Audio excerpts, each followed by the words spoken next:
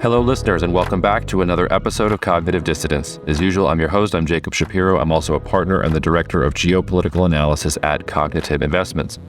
Rob and I are back at it on our weekly chat about markets and geopolitics, and this week, Rob is really the star of the show because this week was about markets, not so much about geopolitics and the news about Silicon Valley Bank and fears that we're headed towards another 2008 moment. Spoiler alert, we're not. I'm here recording from Wisconsin Dells. I spoke at the Professional Dairy Producers of Wisconsin annual business conference yesterday. It was a great time, and if you just discovered me from seeing me at that conference, welcome. Glad to have you as listeners. This episode is a little bit unique because we focus on markets in particular and on Silicon Valley Bank. We also talk a little bit about what it is we do at CI. So I try to make most of this podcast about the content. I don't want to advertise or talk about anything else, but this was a really good example of explaining what we do, because CI is where we manage assets for individuals. It's where people come to us and trust us with their assets, and we help manage those assets for them. Now, I have Perch Perspectives, which is a geopolitical consulting company and works directly with companies to help them think about their supply chains. And I provide bespoke reports or ongoing monitoring or monthly or quarterly webinars with some of my clients to help them figure out what's going on in the geopolitical realm. Rob is also a principal at Off Wall Street, which is a premier short research firm that serves hedge funds and other institutions on Wall Street. So it gives them ideas on the short side about companies and forces that are out there.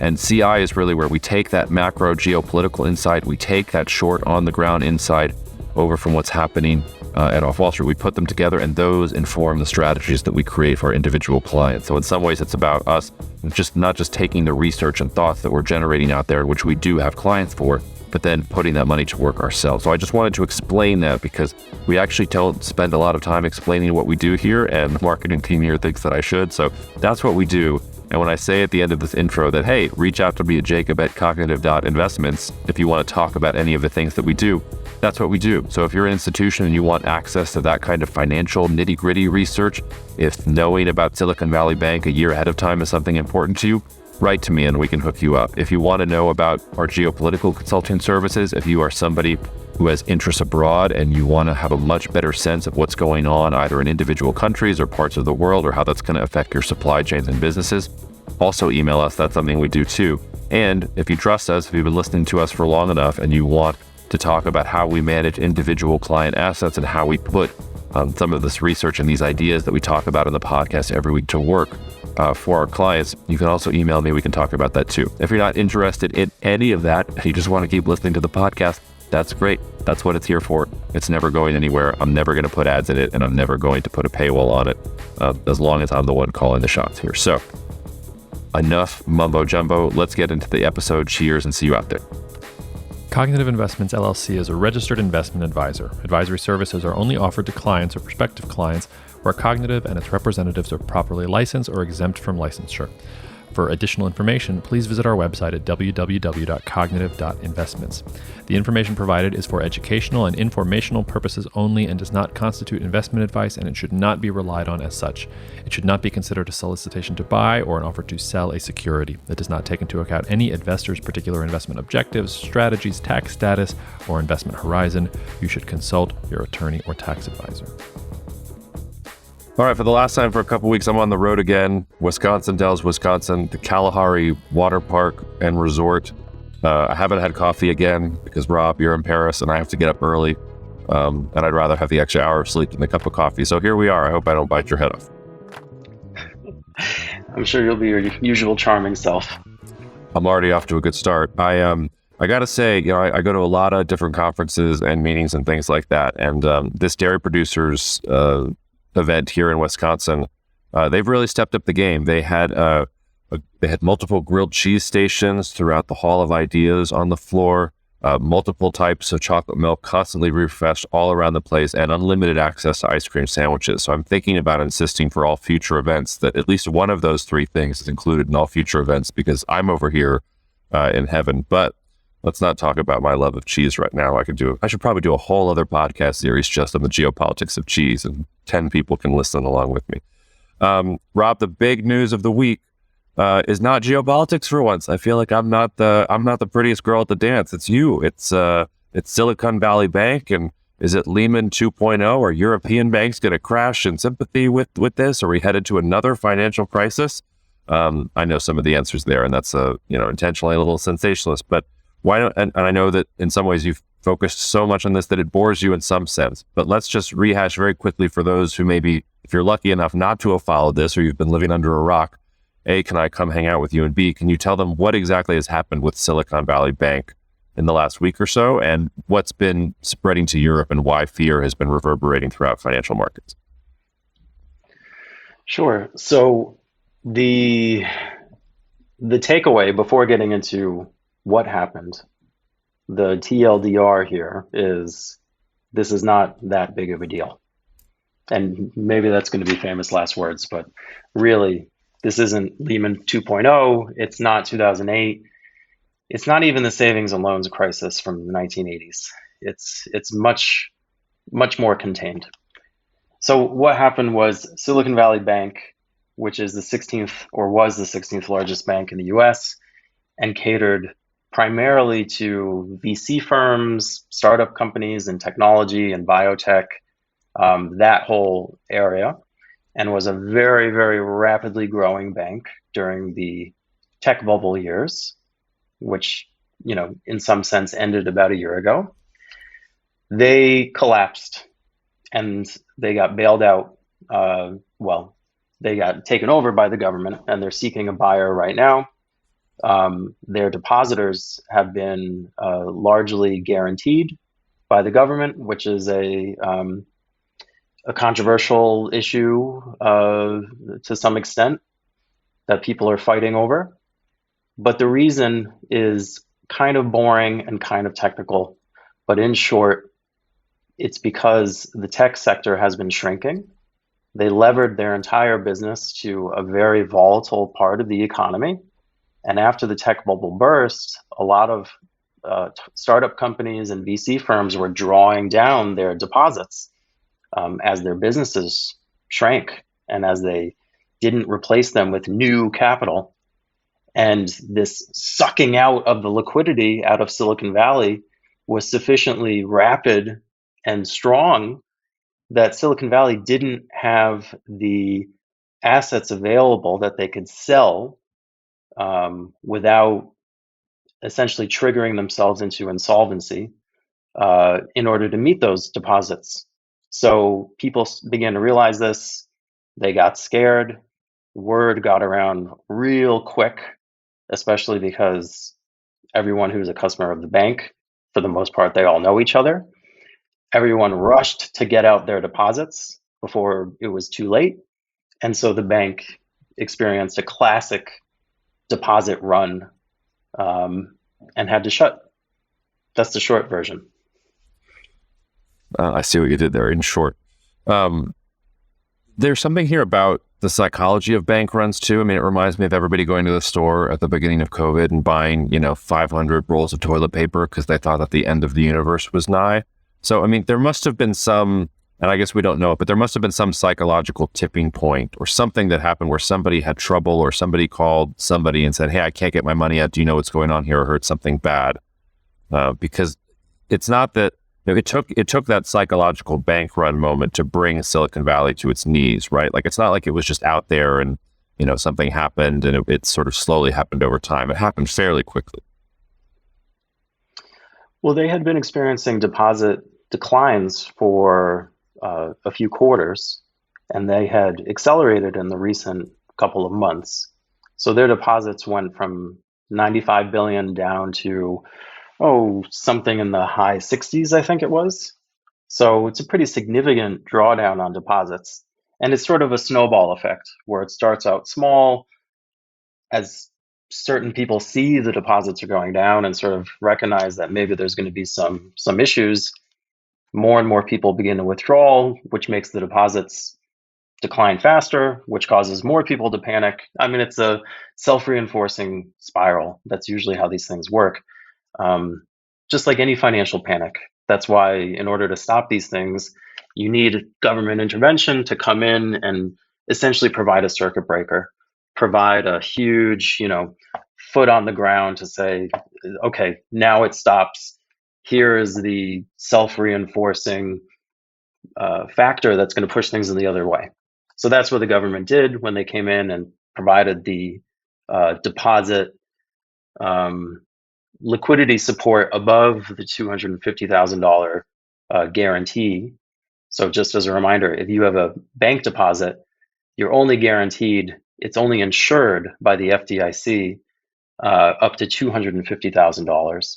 But in this case, the government waived that maximum and extended it much higher because of the circumstances. So that helped sort of stabilize the situation, but the bank failed nonetheless, and they're seeking a buyer, and they were taken over by the FDIC, which is what happens when you have a bank failure. One could argue, if one was an idealist or an ideologue more precisely, that another way to prevent this type of issue from happening is not making it so clear that a bailout would be inevitable. But that's a conversation for whiskeys and probably not for the podcast, but for, political armchair opinions. I want to do, I'm sure a lot of people have heard about Silicon Valley Bank, and we don't want to rehash stuff, and we will get to contagion and Credit Suisse and what's going on in Europe and a bunch of other things. But I think this is a good opportunity for us to take a little bit of a step away from the content and talk a little bit about ourselves, how we're structured, and why this was actually something that was on our radar a long time ago. So most of you know us. We're coming to you from Cognitive Investments. This is Cognitive Dissidence. It's the Cognitive Investments podcast. I also have Perch Perspectives, which works directly with companies, giving them geopolitical insights on supply chains, offering them research, bespoke products, monitoring, things like that. Rob, your other hat that you wear is you're over at Off Wall Street. So, and I think this is an instance where we need to talk about Off Wall Street a little bit, because you guys were talking about Silicon Valley Bank over a year ago and putting out reports over a year ago that were saying, hey, there might be a problem here. So maybe give the listeners just a little bit of a taste, because we really don't talk about Off Wall Street that much in the podcast. Maybe just give the listeners a very short take about what Off Wall Street is and what you're doing over there and how we use both those macro and micro insights to do things at CI. And then tell us, what did you see at Silicon Valley Bank a year ago? Why was Off Wall Street saying, hey, this doesn't look so kosher and people should be watching this? And it turns out you were vindicated in that view. Yeah, and the background to this is, I promise we're not going to sit here and promote our wares too much, but this is such a extraordinary case. And at the beginning of this, I asked Jacob, well, what do you want to talk about today? And he said, well, are you kidding me? We have to talk about Silicon Valley Bank. And I said, I'm so sick of talking about Silicon Valley Bank, and I'm so sick of hearing about it, because we've been talking and writing about it for a very long time. And so the background to that is, on May 17th, 2022, so almost a year ago, we wrote a report for our clients at Off Wall Street. And at that time, the stock price of Silicon Valley Bank was $448, compared to zero today. And we wrote this analysis pointing out that these guys were going to experience significant problems. And what we said specifically was, quote, investors may be failing to appreciate the negative implications of the current downturn in private markets activity to SIVB's business. They are levered to a deeply cyclical end market, and the cycle appears to be turning. So that's what we wrote, and we had a whole analysis of why these guys were probably going to see their balance sheet shrink and experience all these problems. We did not say, oh, they're going to get taken over by the government, because that's a fairly extreme outcome. But our clients were aware of this and were prepared, and many of them profited from this because we were there well in advance. Okay, so the back padding part of this segment is now over. We nailed this. And just like we nailed Enron and Diamond Foods and the few cases in the past where something really extreme has happened like this, we were there and we saw it and we wrote about it, right? So enough, laudatory stuff. Why does this matter? Why does it matter? Because it's so tiresome to hear all about Silicon Valley Bank this week. And it really brings up something that I've been talking about on the podcast, and something that is really fundamental to what we do at CI and at Off Wall Street, which are really the two Janus faces of the same team. Off Wall Street is the business where we provide research and insights to other money managers. And CI is the business where we take those insights and apply them for clients ourselves. And really, the thing that I've been harping on, and this is a perfect example, is in a world where information is abundant, where information is just coming out of your ears, the value is in what do you pay attention to? How do you find those things, both positive and negative? Because it's not just, the big short. It's also very positive opportunities that are emerging, and no one is paying attention. No one is writing about them. No one cares. How do you, structure an organization? How do you structure a process to consistently see these things before they're all over the Wall Street Journal and the Financial Times and everyone's moralizing and Congress is saying, we should do this, you do that? How do you do that? And that's what we specialize in both places. So, and that's sort of what I would leave people with is if you're listening to this and you're managing money, you're responsible for your own clients, or maybe you're managing a business and you're responsible for, keeping an eye on what's going on in the world and identifying issues that may arise before they arise and preparing your business to deal with them before they're on the, front page of the Wall Street Journal, then I think it behooves you to keep in contact with us and to give us a call or to email us and ask about what we're doing. Because to see all these people just blindsided by something that was fairly obvious if you were just paying attention, it really shows the value of having that kind of insight that we provide. While you were talking, I went back and looked at the front page of the business section of the New York Times on May 17th, 2022. And besides a couple articles like, "Are you happy your boss is asking?" The main topics of interest seem to be Janet Yellen going abroad to get the global tax deal back on track, some scare stuff about natural gas prices and how Qatar could become a Middle East giant because everybody was going to have an energy crisis coming up, something about a JetBlue hostile takeover bid for Spirit Airlines and McDonald's announcing that it was going to sell its Russia business. To your point, lots of stuff there, none of it important today. But, you were looking at the Silicon Valley Bank thing at that point. What did you guys see at that moment that tipped you off? Take me through the method that allowed you to say, okay, this was the thing that we wanted to focus on in that moment. Was it really just that broader, hey, like we're in the macro cycle. You and I have been talking about how tech is going to be in a rough place for literally years. And because the Federal Reserve was finally signaling that it was going to hike interest rates, that meant that, certain companies or banks that were exposed to the tech sector were going to experience trouble. Was it that simple? Was there something else that was going on? How did you land on that? And what information were you consuming at the time that made you not worry about all those headlines I just said, but had you publishing a report about Silicon Valley Bank? Well, I would love to be able to tell you a story about, we conducted this intelligence operation and we could see what was going on inside the bank. And, we got tipped off in the back alley by the guy saying, hey, they're really going to have problems. But it's nothing like that. And the reality is kind of plotting and banal, which is that Silicon Valley was a bank that had extraordinary growth because they had bet their bank on this one narrow part of the economy, which is the startup economy, tech, biotech, VCs, right? And as a general rule, like when we look for bank shorts or financial services shorts, historically we look for assets that grow a lot, balance sheets that grow a lot, because it's very hard to grow very, very fast in financial services without doing something stupid. And, these guys were doing something stupid, which was they were taking too much risk on what was inherently a very cyclical and volatile customer base.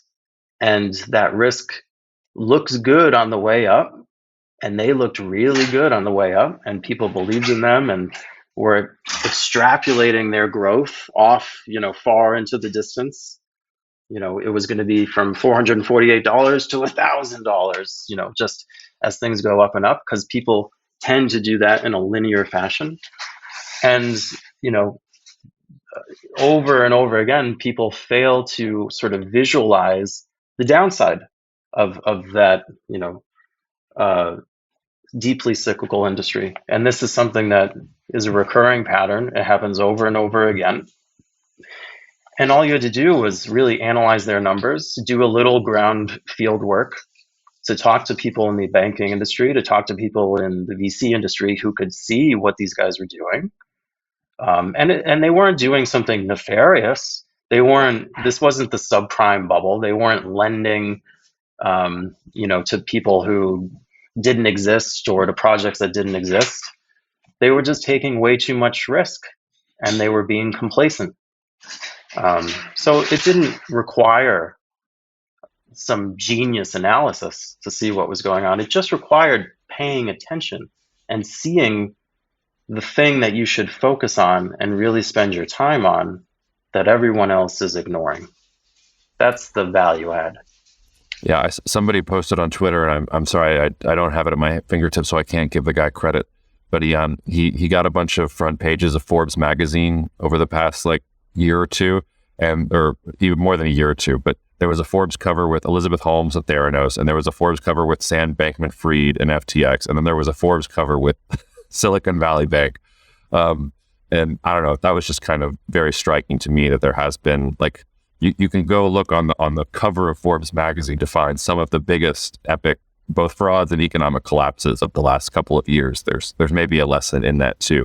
To your point though, I think this is also where the macro narrative helps. I mean, before I was a partner at CI, when we had barely just met, we had a webinar where we were talking, and you really spearheaded this, where we were talking about, and this was 2020, I think it was July 2020, where we were talking about there's been this huge run up in tech. Maybe there's a little bit more of a runway to go, but fundamentally, this is probably not where growth is going to be going forward. We're more interested in other parts of the economy. And it's interesting because that's now starting to be in the mainstream. I saw Cousin Marco out there declaring tech is dead, at a conference last week.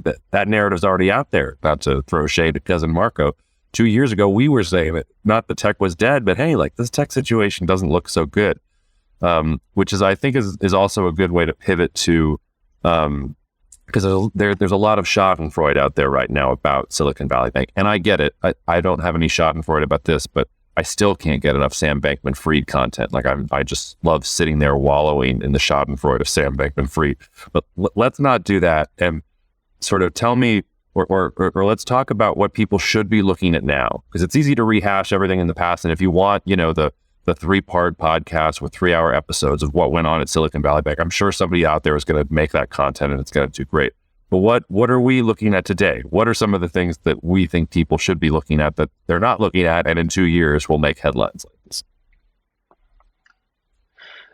Yeah, because if you're spending your time this week wallowing in all the Silicon Valley Bank coverage, what are you doing for yourself? You're not adding any value for your business or for your investment firm, or whoever may be listening. You should be spending your time researching the thing that no one is talking about, right? So here's an example, because it's so easy to come on the podcast and say, well, we nailed this, and here's what happened, and here's what we saw.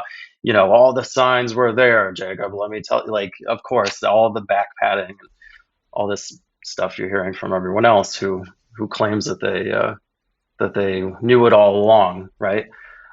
Well, and just a reminder to listeners, we come on and explain when we're wrong all the time too. We had a bet on Russian equities because I thought Russia wasn't going to invade Ukraine. Now, I'm proud that we got out of that before the Russians closed the stock market, because we were watching and we were thesis is wrong, but we're not always right. But so, I think the listeners know that.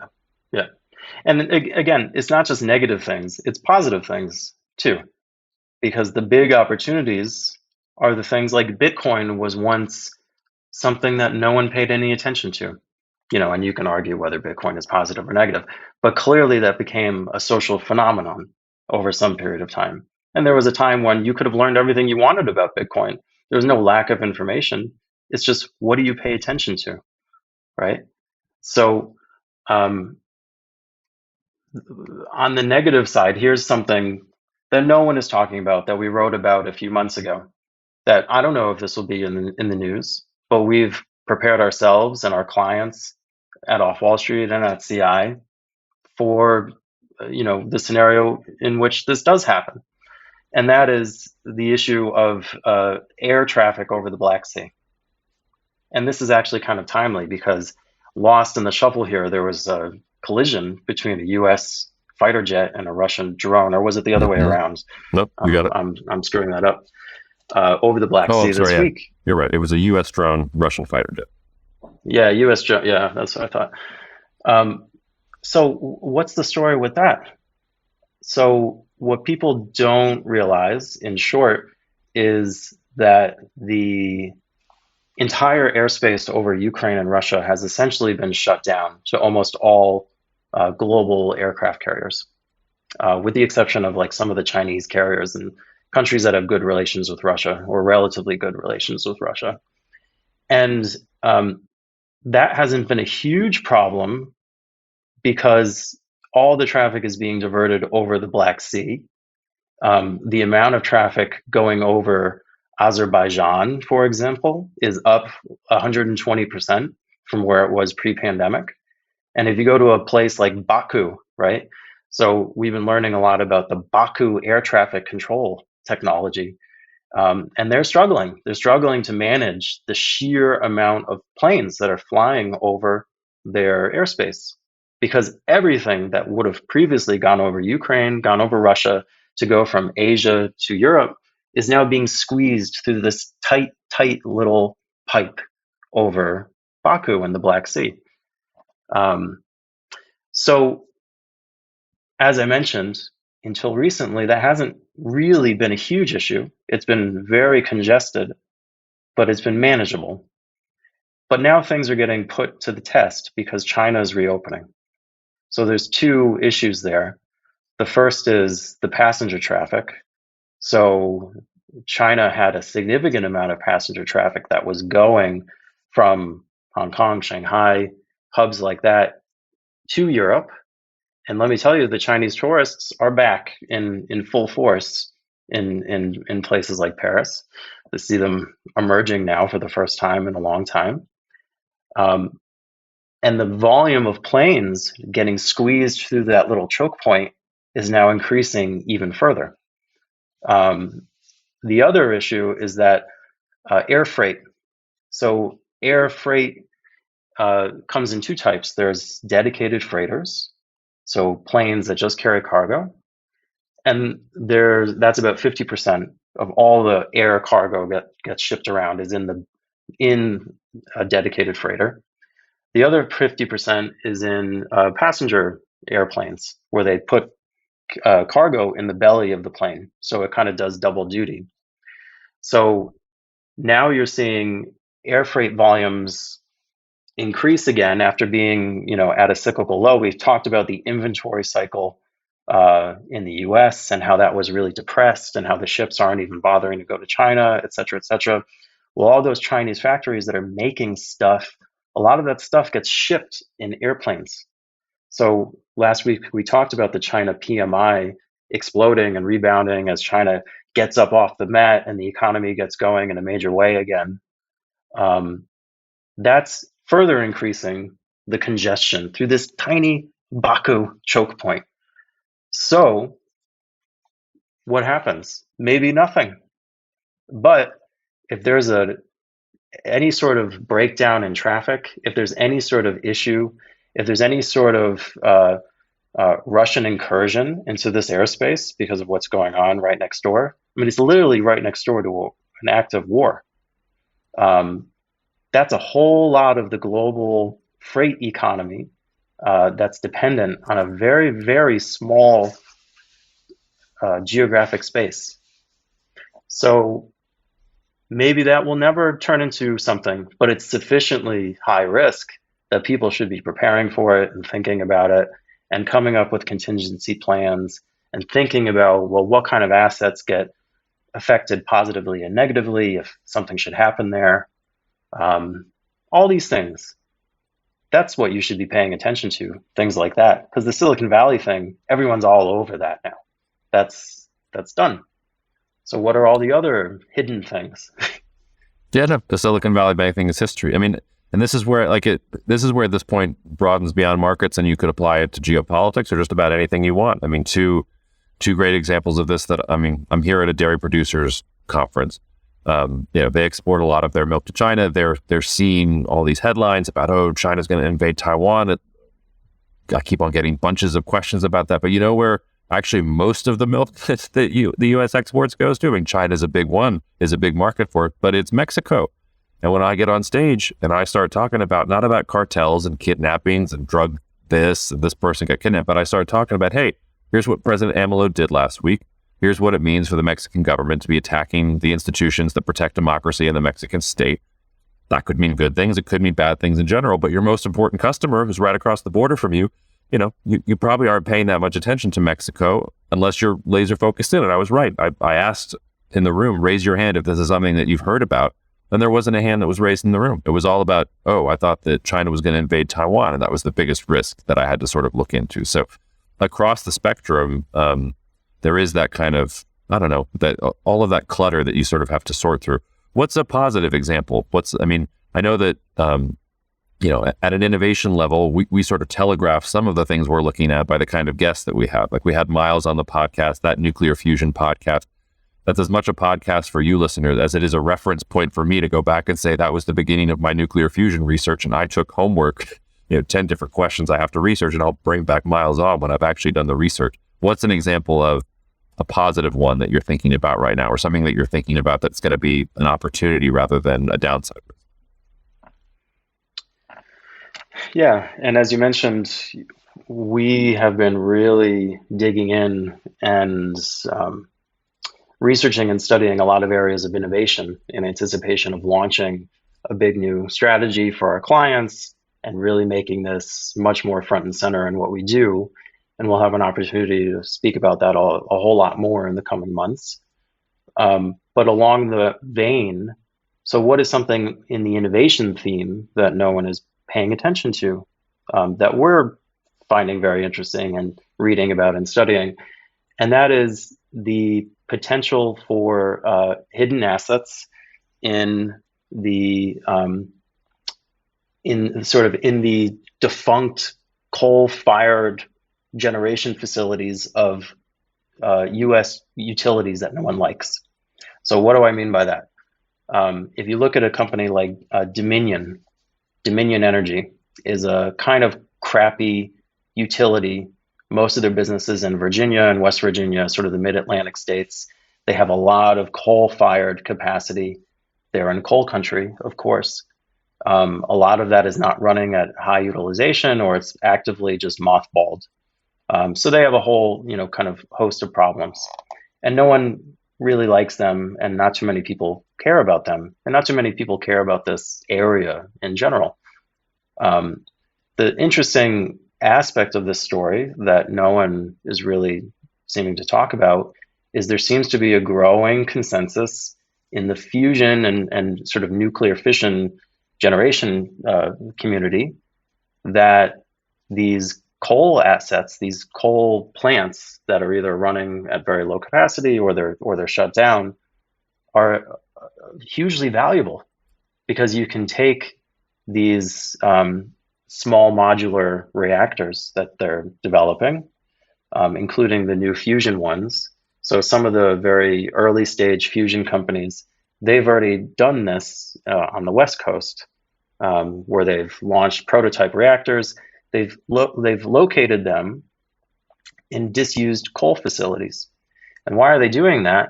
Well, because the coal facility has all of the interconnect in place to the existing grid.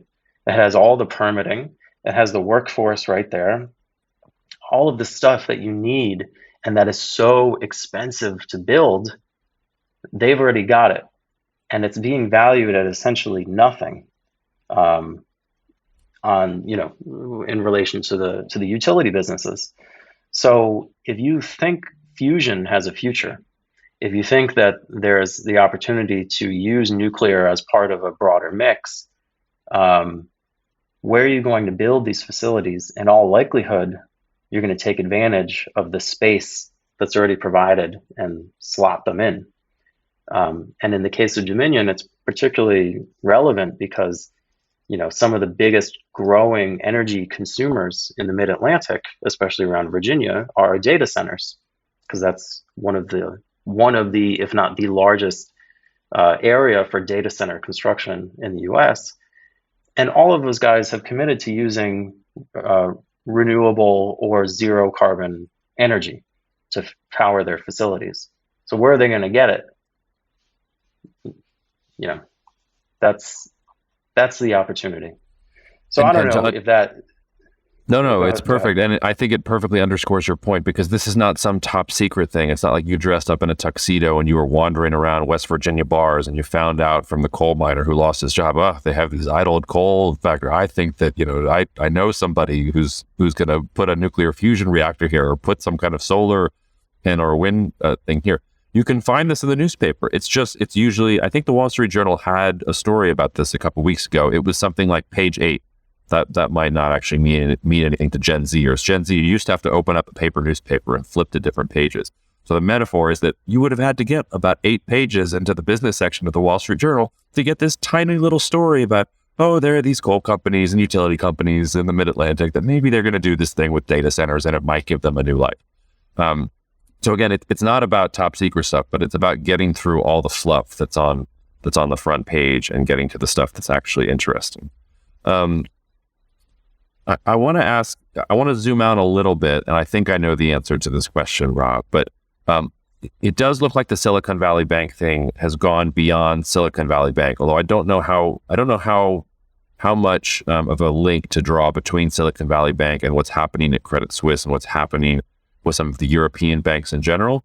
I think what you're going to tell me is that, we've talked about how the ECB was behind the Federal Reserve and hiking rates because of the Russia-Ukraine war. Now they're starting to hike rates, just as in the United States, as the macro environment changes and it put pressure on Silicon Valley Bank. If you're a bank like Credit Suisse and you've been circling the toilet bowl for literally years already, if you're starting to get this pressure and compressed growth and all these other things in Europe, it's putting pressure there, but it's not this kind of systemic financial risk in the European sector. As we look at what's happening in European markets, because they seem to have caught a cold from our panic here in the United States, do you see anything concerning? Do you think it's part of the story? Do you think it's a completely separate story? How are you seeing what's happening in Europe? Yeah, well, I think you have to connect what's happening in Europe to what's happening in the U.S. So let's get into the banking situation and get back into the particulars and what is the situation and what does it mean for policy and economies, right? So the closest corollary to today is 1994, which most people don't really remember. People remember 2008. They remember there was a huge tech bubble. They remember maybe the savings and loan crisis in the 1980s, which most people remember existed, but they don't remember what it was exactly. No one really remembers 1994. And that's partly my point, is this is not a Lehman moment. This is a very particular issue that's arisen, and it's much less nefarious. So the issue here is primarily around liquidity. The difference between now and 2008 or previous credit crises, banking crises, is banking crises usually emerge when people operate with a certain set of assumptions, and then all of a sudden one day they wake up and they say, oh shit, that's not what I thought it was. And there's an enormous amount of uncertainty all of a sudden. Uncertainty is what kills in banking crises. So if you think of Lehman Brothers for a moment, the whole financial system, the whole banking system was operating on the assumption that mortgage-backed paper was of the highest quality, that it was not going to default, that it was AAA. And then one day people woke up and said, oh shit, that's not true at all. And you have to reevaluate everything that you're doing. It's like, being married to someone for 30 years and you wake up one day and they're like a crocodile and you just, wow, you have to change some of your plans, right? Maybe that's what happened to So Bolsonaro. Maybe his paramour turned into a crocodile after taking the vaccine. I should be more I sensitive. was, as soon as I said that, I was thinking of Bolsonaro. That's funny. Um, so that's the difference, and the difference between that sort of environment and this sort of environment is that's not the case at all. This is not a credit problem. There's not uncertainty about the quality of assets in the banking system, which is the most nefarious kind of difficult banking issue to deal with. The issue here is that um, just like in 1994, so in 1994, just to put the historical context around this, in 1994, we were coming out of the savings and loan crisis, the very sharp recession that we experienced in 89 and 90. We were coming out of that period, and Alan Greenspan started raising rates very aggressively because the economy was really ripping out of there. And what had happened was, by raising rates so aggressively, bond markets sold off viciously. And a lot of banks and bond funds that were holding these bonds started experiencing significant losses on a mark to market basis. And that's basically what we've seen today. Interest rates have been jacked up very aggressively for reasons that we've talked about and everyone knows. And as a result, banks that are holding a lot of bonds have suffered mark to market losses on those portfolios. And I say mark to market because bonds are not like stocks. Bonds, if the issuer doesn't default, as long as you hold the bond until it matures, you get your money back. So when you say mark to market, it means that the bonds are trading below par, below 100% of face value now. So if you tried to sell them today, you wouldn't get all your money back. And that's a problem for banks. But if you hold on to them, you're fine. So the banks are not fundamentally insolvent. What they're facing is a mark to market problem. And there's a whole bunch of accounting stuff about how they classify certain things and how they have to show them, which we won't get into because bore the listeners to tears, and I'm sure you can read about it elsewhere if you're interested. But that's the fundamental problem: is they own a lot of bonds because they're banks. That's a big part of what they do. The value of bonds has gone down a lot because interest rates are getting hiked. Fundamentally, it's not a major problem.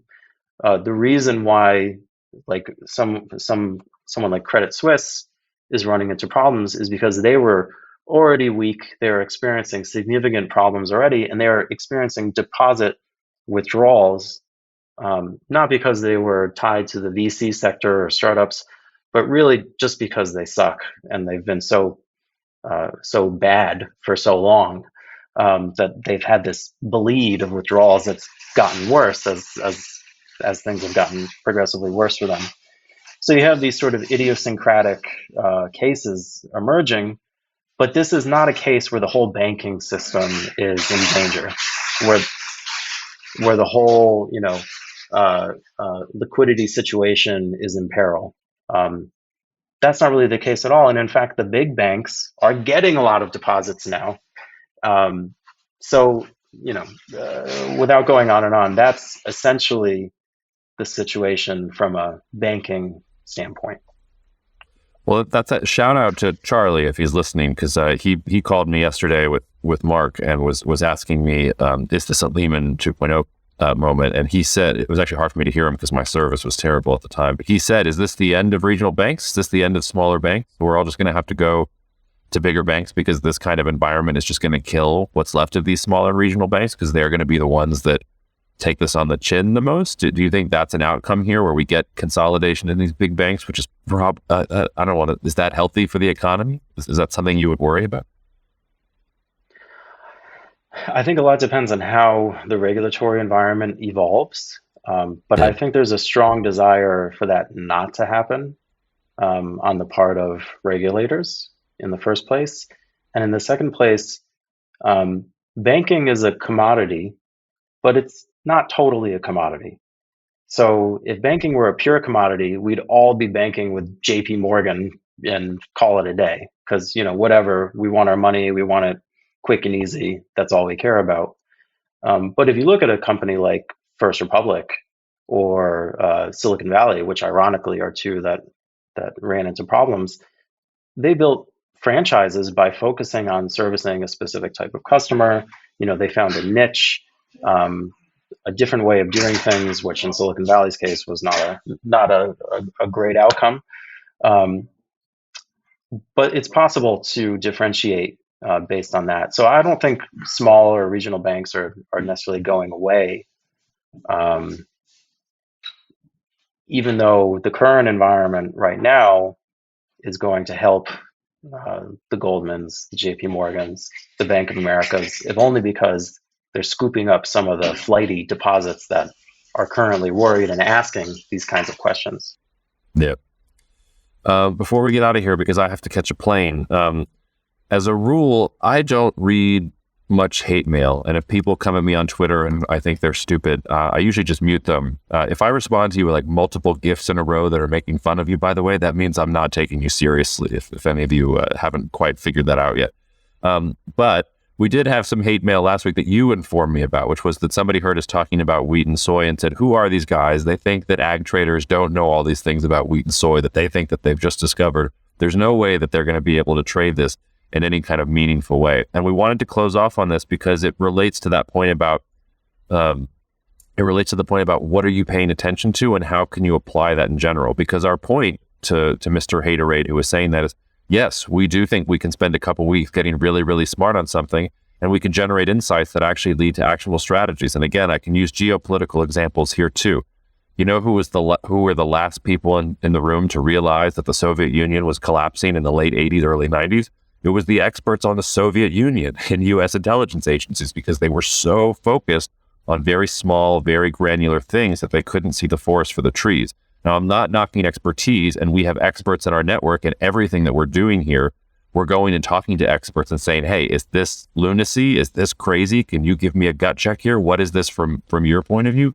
But in general, part of our entire strategy here, as geopolitical analysts, as financial analysts, as people who are managing money, is that if you can understand the thing that happens in China and how it connects to the thing that happens in Brazil, and then how that relates to the West Virginia coal miner, that's where real opportunity is. And nobody's an expert in that. It's about having enough expertise and paying enough attention to things that are going on around the world and saying, you know what, I think if I do a little bit more on that, I think I have a perspective here that maybe the people that are in the moment quite aren't getting it.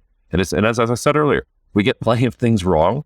We also get some things right. We'll see, the proof will be sort of over time how performance dictates it. But I wanted to riff a little bit on that and also let you get back on your soapbox, because you were the guy who read the hate mail. I think it bothered you a little bit. I wouldn't say bothered, but I think it reinforces one of our core precepts, which is we're generalists. And the value of being a generalist in a world where information is abundant is going up and up and up. And we've seen this. I'm not just speculating. You see this every day. For example, we talk about deciding and determining what do you pay attention to. George Soros used to call this going for the jugular, because George Soros, arguably the most successful, financial trader in the history of the world, he was not a specialist in anything in particular. He would employ some specialists or go and talk to specialists. But he famously said, I have 48 hours to learn everything I can about something as soon as I determine that it's the important thing to learn about. And he would call that going for the jugular. So that's what generalists do. And I think the value of that is getting proved out over and over again. So, in this case, wheat and soy, yeah, I think in 2 weeks you can make a better judgment about that than someone who's, in the field counting each, stalk of wheat and deep in it. Because whose livelihood is based on that wheat. Like if you're a farmer or if you're somebody who's actually growing the wheat, like it gets personal in a way that it's not if you're just out here looking at the fundamentals. Yeah. I think over and over again, you see examples showing that people who are siloed specialists make poor judgments about the subject of their specialty. So you mentioned the Soviet Union specialists in the late 80s. That's a classic example. Just look at Silicon Valley Bank. So as I said, at Off Wall Street, we were writing about this for our clients over a year ago. And as I said, it wasn't some brilliant analysis. You didn't have to be some, grandmaster chess genius to put the numbers together and figure it all out. You just sort of needed some common sense and the ability to understand how banking works and how to model it out. We're not banking experts, we're generalists. The banking experts are the Wall Street analysts who covered the stock and said nothing and realized nothing. Even, I find this very funny. Most of the analysts had buy ratings on the stock for their clients. And even on the last day, as Silicon Valley was going down the tubes and going down to zero, one of the analysts reduced his recommendation from buy to hold. So, really a lot of foresight and bravery with that kind of call. It probably took a lot of courage to break from the buy pack and say, I don't know about this. But yeah, no, that's the point here. No, and the reason I wanted to bring it up was because I don't care about the hater. What I care about is I do think, especially in the American Academy, but in general with American education, there is such emphasis on specialization, and I don't want to demonize that. Like, it's important to specialize on things. And if you're like Miles or somebody else and you are passionate about, nuclear fusion and you want to spend your life understanding this small thing as much as you possibly can, that's great. That's how scientific progress happens. And we wouldn't have scientific progress if we didn't have people who are willing to spend their time knowing everything about this really small thing and handing off to a baton of future scientists or, future philosophers or this, that, or the other thing. I think there's also a place, though, for deep generalists. And I don't like the way that because, we put so much emphasis on specialization on small things, we almost shame generalists. This is definitely true in the academy, and one of the reasons I left academia, because if someone would ask you your interests, or at least I'll speak from my personal experience, when somebody asked me my interests when I was getting my master's degree and I was thinking about staying for a DPhil at Oxford, I'd say, well, I'm kind of interested in this, but I also like this, and maybe I could work this thing into it. And, I'd get looked at askance. They'd be like, that doesn't work. You have to focus on something really, really particular because that's the only way that you're going to produce scholarship going forward. And I don't think it's right to shame. I think that there is room for specialization and there is room for deep generalists. And the only time you go off the rails is if you say the other side is wrong. So I agree with the guy who sent in the hate mail. Like, we're not experts, and you can be sure that I talked to at least 4 different experts to gut check my theory before I came on the podcast and risked embarrassment for myself and for the company talking about it. Like, it's not just I'm out here shooting the breeze. What I don't like is the rejoinder that, you can only do it this one way. Only the specialist can say something about this. Only the person with personal experience can actually know this. That's false. And that's actually a way, I think, to lose knowledge and to lose the sort of trajectory of where things are going in general, because we need both. We need macro and we need micro. We need forest and we need trees. We need all of it working together. That, I think, is the only really way, whether it's geopolitical analysis or making your own life decisions, you have to have interplay between both of those things. If you're too overly weighted in one direction, things will get bad. And just to conclude with a shameless plug, I think the events of the past week have shown the value of wide-ranging generalism to see things when others don't and before they do. And we've been doing this on the Off Wall Street side of our business for 30 years, very successfully, over and over again. And now we're doing this on the CI business in a different way for different clients. But if you are managing money, if you're in charge of capital, if you have clients that you need to take care of, whether they're investment clients or whether they're the managers of a business, come talk to us, because you shouldn't have been caught flat-footed by this week's events. Email Jacob, give us a call. On that shameless note, we will see y'all next week. I got to go hop a plane and find some coffee desperately. So see you out there. Thank you so much for listening to the Cognitive Dissidence podcast, brought to you by Cognitive Investments. If you are interested in learning more about cognitive investments, you can check us out online at cognitive.investments. That's cognitive.investments. You can also write to me directly if you want at jacob@cognitive.investments. Cheers, and we'll see you out there. The views expressed in this commentary are subject to change based on market and other conditions. This podcast may contain certain statements that may be deemed forward-looking statements. Please note that any such statements are not guarantees of any future performance, and actual results or developments may differ materially from those projected. Any projections, market outlooks, or estimates are based upon certain assumptions and should not be construed as indicative of actual events that will occur.